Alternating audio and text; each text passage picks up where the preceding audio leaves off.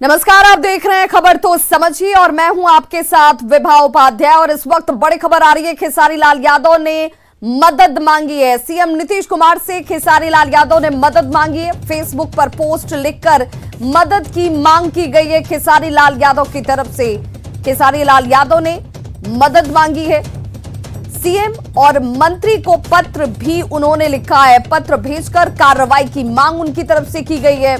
Social media पर मदद की गुहार खेसारी लाल यादव की तरफ से। पत्र मुख्यमंत्री को भी लिखा गया, मंत्री को भी लिखा गया है। यूट्यूबर के खिलाफ कार्रवाई की मांग की गई है। यूट्यूबर गौतम सिंह पर आरोप लगाए गए हैं खेसारी लाल यादव की तरफ से। खेसारी लाल यादव ने मदद की अब मांग की है। खुद मुख्यमंत्री नीतीश कुमार से वो मदद मांग रहे हैं। गौतम सिंह को विक्षिप्त और जहरीला इंसान उन्होंने बताया है। सोशल मीडिया पर मदद की गुहार उन्होंने लगाई है। यूट्यूबर गौतम सिंह पर धमकी देने का आरोप लगाया है खेसारी लाल यादव ने।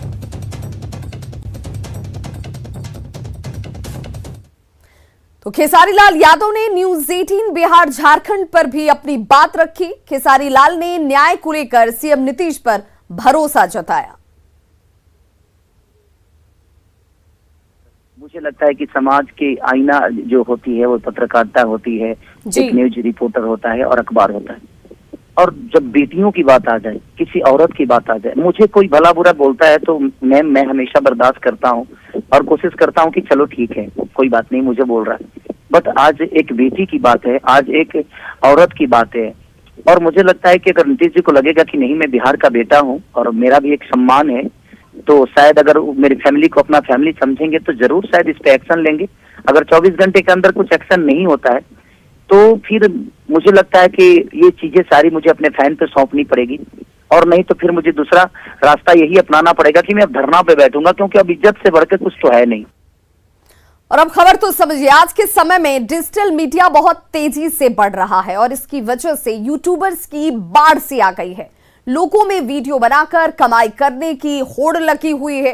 ज्यादा व्यूज बढ़ाने के चक्कर में यूट्यूबर खबरों को सनसनीखेज बना देते हैं। न्यूज वाले यूट्यूबर पर अक्सर भ्रामक खबर फैलाने का आरोप लगता रहा है। ऐसे लोग गलत खबर दिखाने की धमकी देकर उगाही में भी लगे हुए हैं। कुछ लोगों ने इसे भड़ास निकालने का जरिया तक बना लिया है।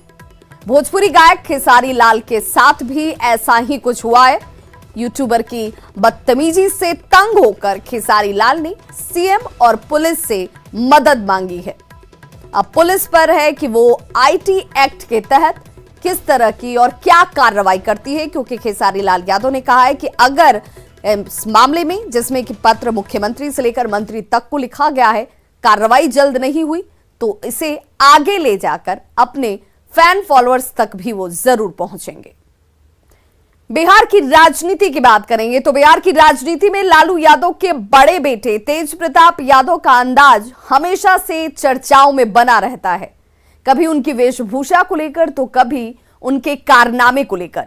रविवार को भी तेज प्रताप के ऐसे ही अलग अलग अंदाज देखने को मिले।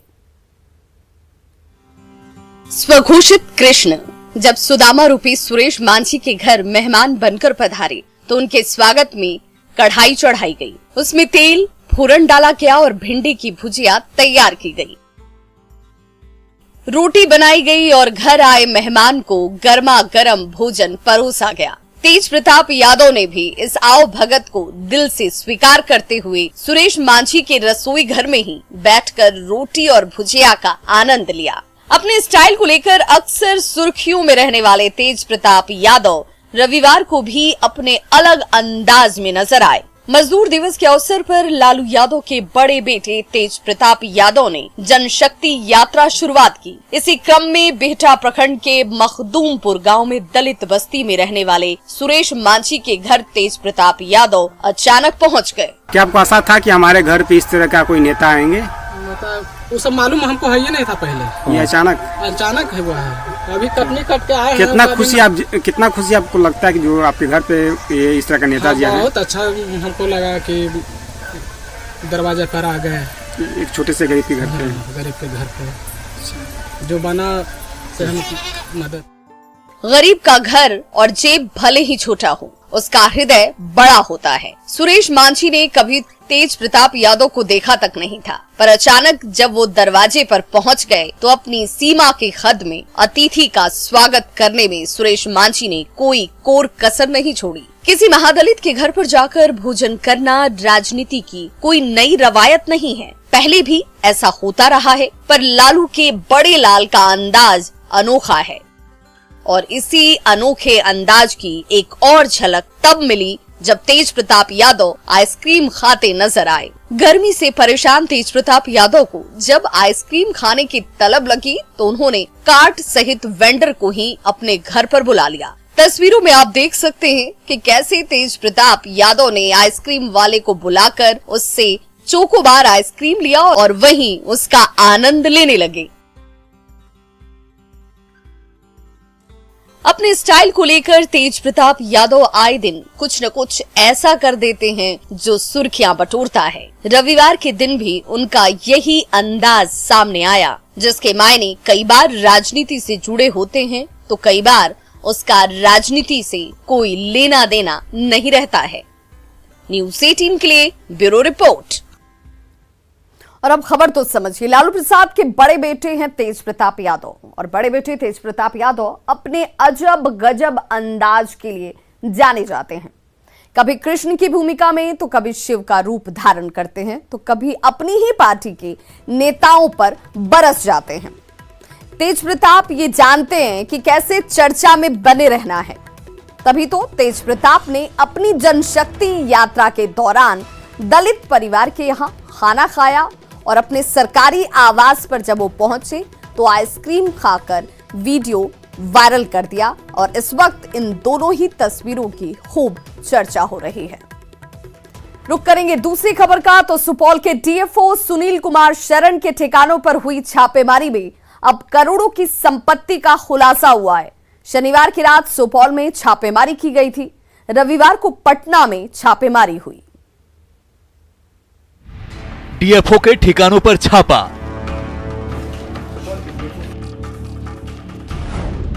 करोड़ों की संपत्ति का खुलासा।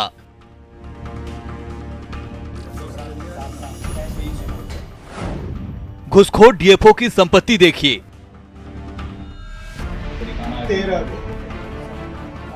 देखिए पहले इन नोटों को, 500 की गड्डियां, 100 की गड्डी, 20 की गड्डी और 10 की गड्डी।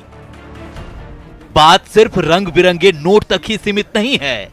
अब जरा इन गहनों को देख लीजिए। सोने के गहने, मोती की माला, चांदी के सिक्के, सोने की चूड़ी, हीरे का हार और बहुत कुछ। कितना कुछ देखिएगा, ये तो बस झांकी है। झांकी है सुपौल के डीएफओ सुनील कुमार शरण की काली कमाई का, जिसकी जानकारी निगरानी विभाग के छापे में मिली।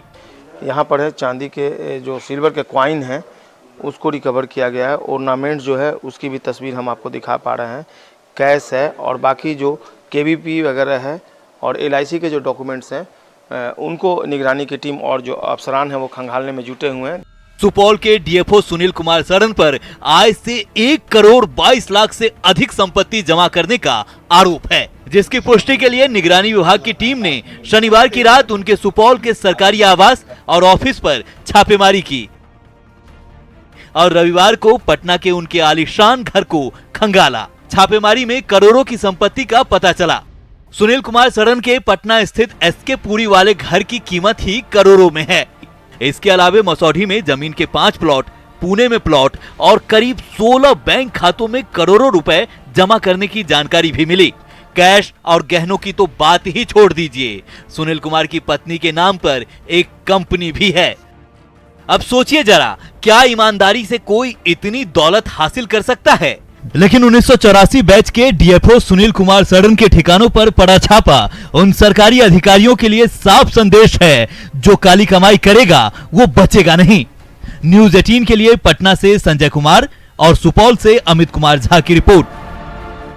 और अब खबर तो समझिए, भ्रष्टाचार पर बिहार सरकार का जीरो टॉलरेंस है। मुख्यमंत्री की सख्त हिदायत के बाद भ्रष्टाचारियों पर शिकंजा लगातार कसा जा रहा है। सरकारी कर्मचारी आए दिन घूस लेते हुए गिरफ्तार हो रहे हैं। इस साल की बात करें तो अब तक 12 से ज्यादा लोगों पर कार्रवाई हुई है। आर्थिक अपराध इकाई निगरानी की टीम लगातार छापेमारी कर रही है। 108 अफसरों के खिलाफ आय से अधिक संपत्ति के लंबित केस भी हैं और इन लंबित केसों के साथ साथ कई आईपीएस अफसर भी आय से अधिक संपत्ति के मामलों की जद में हैं। भ्रष्ट अधिकारियों ने शराब और बालू से सबसे ज्यादा अवैध रूप से संपत्ति का अर्जन किया है।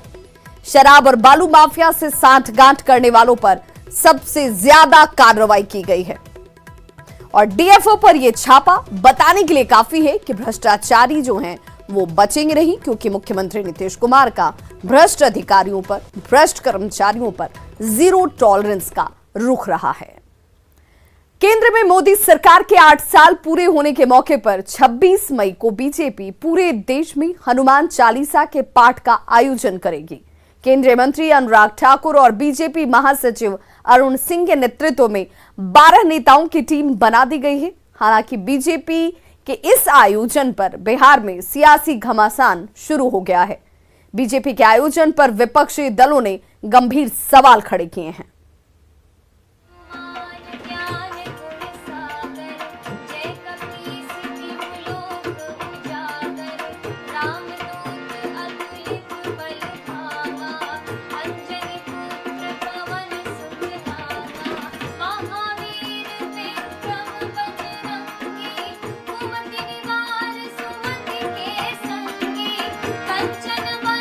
केंद्र में मोदी सरकार के 8 साल पूरे होने वाले हैं।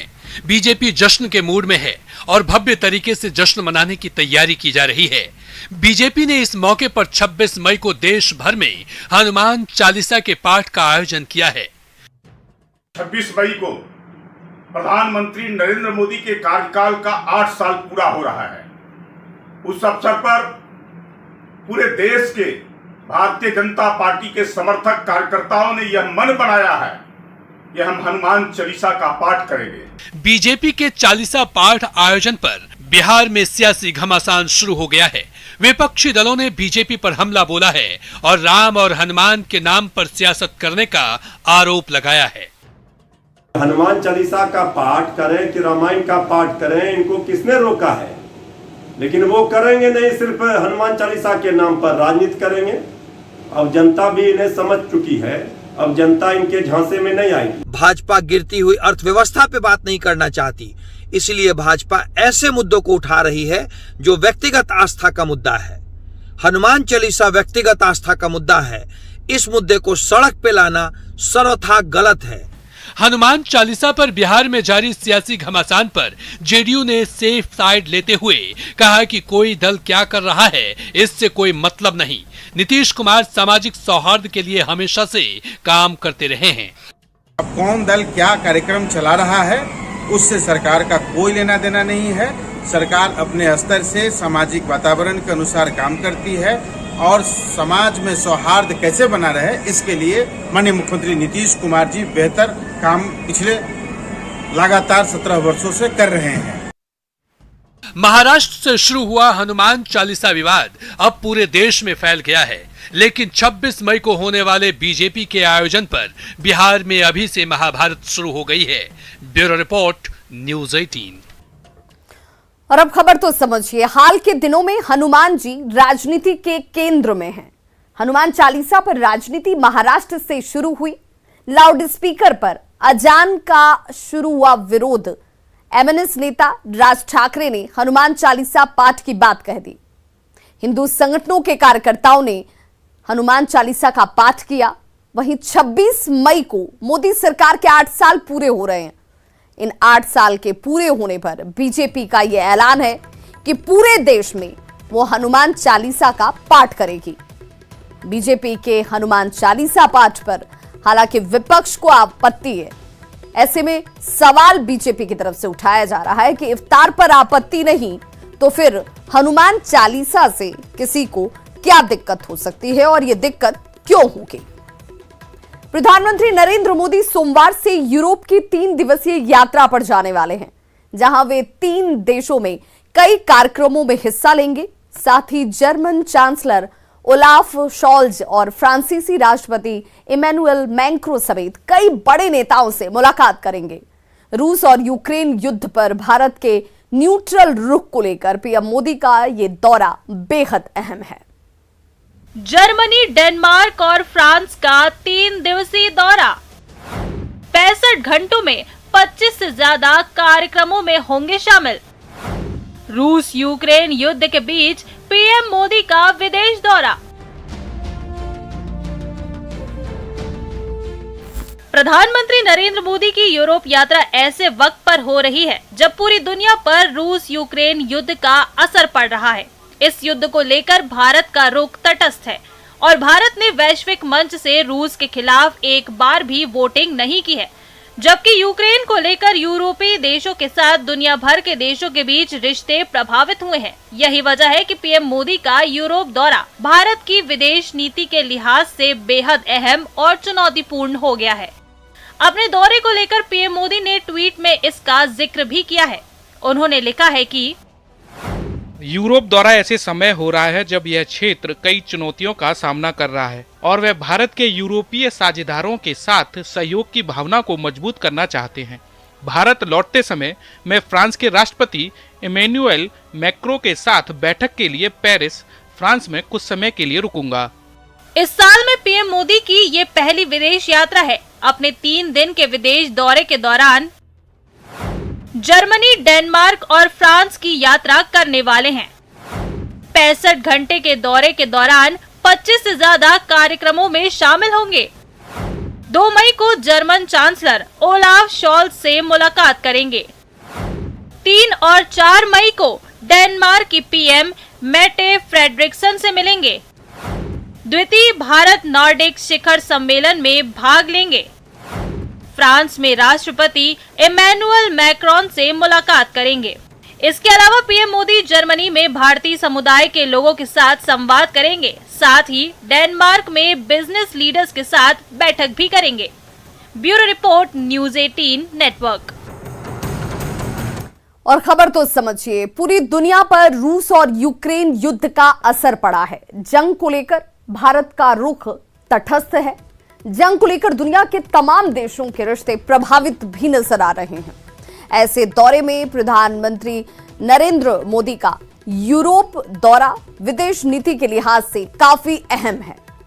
पीएम के दौरे से यूरोपीय साझेदारों के साथ भारत के जो रिश्ते हैं, ये रिश्ते यूरोपीय साझेदारों के साथ और प्रगाढ़ होंगे और मजबूत होंगे, ऐसी उम्मीद जाहिर की जा रही है, रखी जा रही है। झारखंड का रुख करेंगे तो झारखंड के मुख्यमंत्री हेमंत सोरेन ने कल दिल्ली में जब पहली बार खुद पर लगे आरोपों पर अपनी चुप्पी तोड़ी तो लगा कि वे पत्थर खदान की लीज की फांस पर खुलकर बोलेंगे, सीधा जवाब देंगे। लेकिन आज दूसरे दिन भी वे विरोधियों को ही ढाल बनाकर मामले से दूर रहने की कोशिश करते नजर आए, जबकि इस मुद्दे पर बीजेपी और हमलावर हो चुकी है।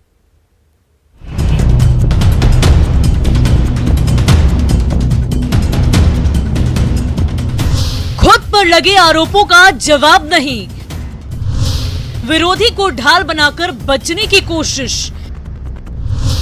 माइनिंग की फांस पर खुलकर क्यों नहीं बोलते हेमंत? आखिर झारखंड के मुख्यमंत्री हेमंत सोरेन खुद पर लगे पत्थर खदान की लीज की फांस को लेकर खुलकर जवाब क्यों नहीं दे रहे? क्यों लगातार दूसरे दिन भी हेमंत सीधे तौर पर जवाब देने की बजाय विरोधियों को ही ढाल बनाकर आरोपों से बचते या छिटकते नजर आ रहे हैं? ये सवाल इसलिए क्योंकि शनिवार को पहली बार दिल्ली दौरे पर गए सीएम हेमंत सोरेन ने कहा था कि जो बात आई सो आई, तो दूसरे दिन रविवार को भी हेमंत लगभग वैसे जवाब देते ही नजर आए। आरोप जिनने लगाया है अभी तो वही कोर्ट बने हुए हैं, वही वकील बने हुए हैं, वही पिटिशनर बने हुए हैं, वही जज बने हुए हैं। अब क्या जवाब देना है? जवाब जहां देना है वहां दिया जाएगा ना। इसको मीडिया ट्रायल करके क्या हासिल होना है? मुख्यमंत्री हेमंत सोरेन पर आरोप झारखंड के पूर्व सीएम रघुवर दास की ओर से लगाया गया था कि पत्थर के खदान का लीज खुद हेमंत सोरेन और उनके भाई यानी कि बसंत सोरेन के नाम पर है। मामला पीएम गृह मंत्री निर्वाचन आयोग से लेकर झारखंड हाईकोर्ट तक पहुंच चुका है, लेकिन आरोपों का खुलकर जवाब देने की बजाय हेमंत विरोधियों पर ही भड़ास निकाल रहे। बड़ा अजीब हालत है हमारे विरोधियों का। ये चाहते नहीं कि कोई काम करे। तो खबरों का सिलसिला लगातार जारी है। आप देखते रहिए न्यूज़ 18 बिहार झारखंड।